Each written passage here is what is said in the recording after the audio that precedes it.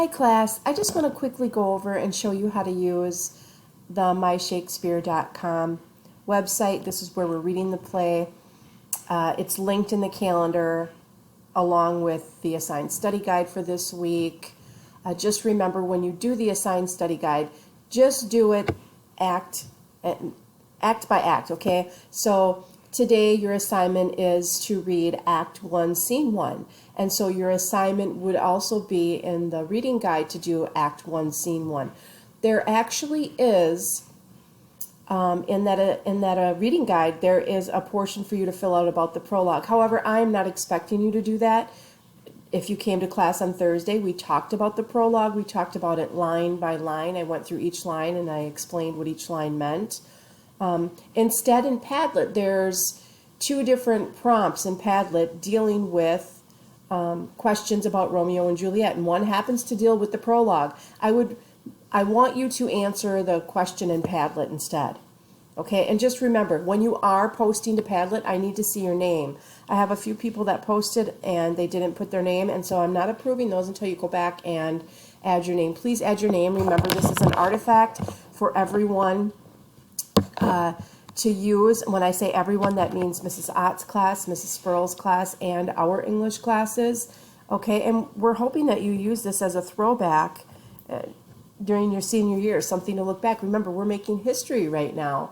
Unfortunately, these circumstances aren't good, but we are making history, and we want you to have an artifact, okay? And so we're combining all of that. It'll be fun to look back when you're a senior, to look back at the different pictures you've uploaded and just to the different text that you typed or recordings that you added, okay? Some people are already adding recordings. It's really great to read everything. And of course, Mrs. Spurl, Mrs. Ott, and I have also contributed to that.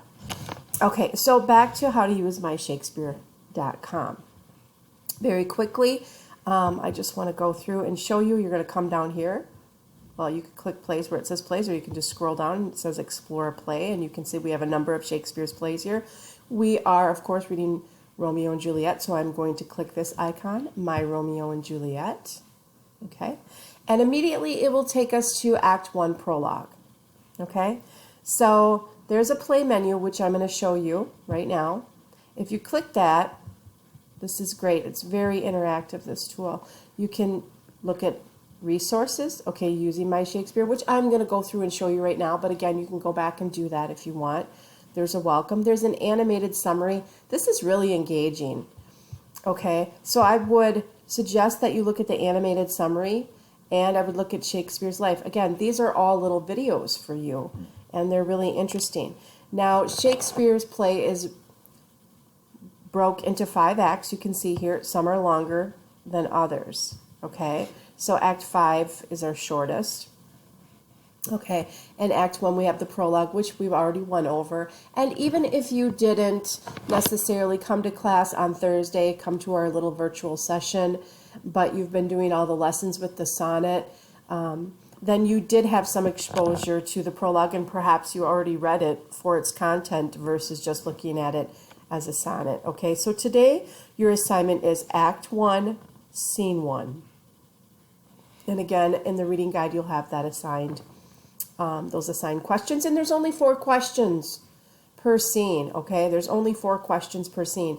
And if you answer the questions thoroughly, there is the possibility of being exempt from various tests that we have that go along with Romeo and Juliet.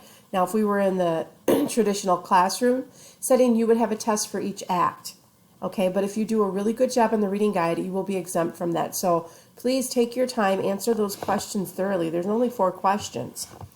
All right, but anyways, this is the play menu. So I'm just going to go back. I'm going to click my back button here.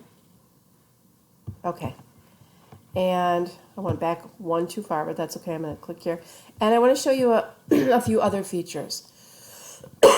Now up here, excuse me, I have allergies really bad right now. Okay, so we have the scene summary. So I can go through and look at that right away if I want. Or close it.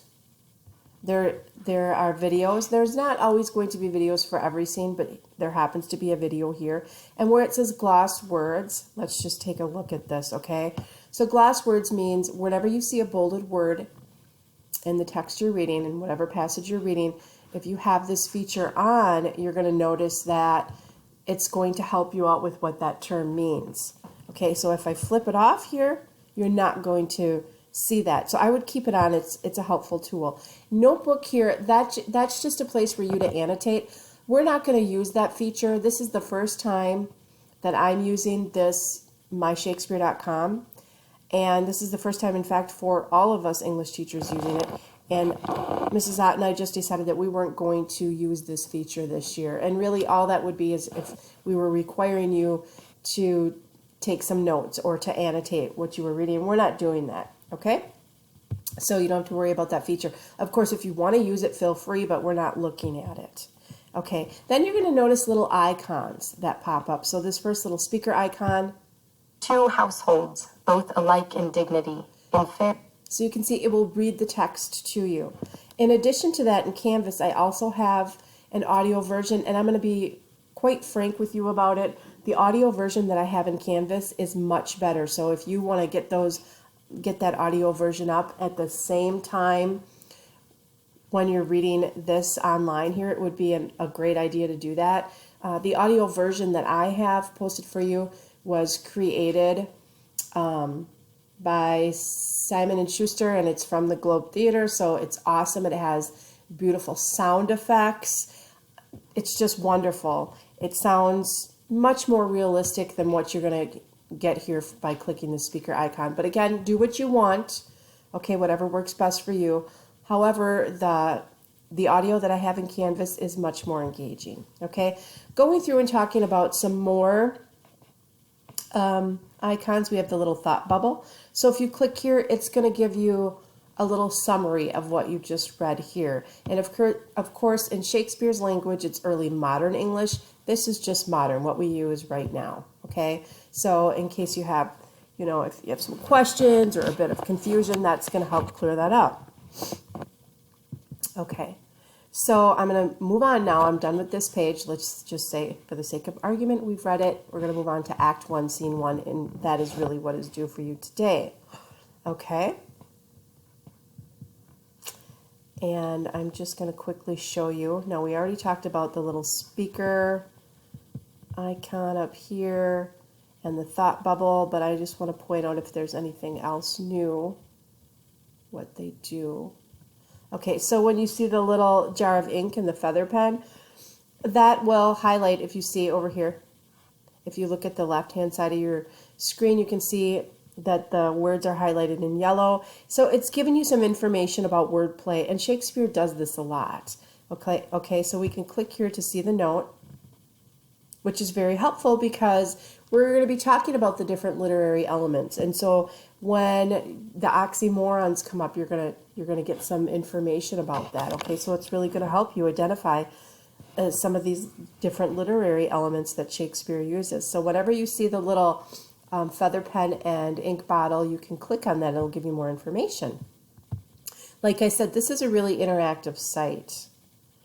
Okay. And I'm not going to click the ones that I've already clicked. I mean, you can do that as you come in here and learn the new information. I just want to show you all the different types they have. So here it says word nerd, profane. So if I click to launch this video, Profane derives from the Latin prefix pro, meaning... So it's just giving me the etymology of that word. So it's going to give you some information. Okay?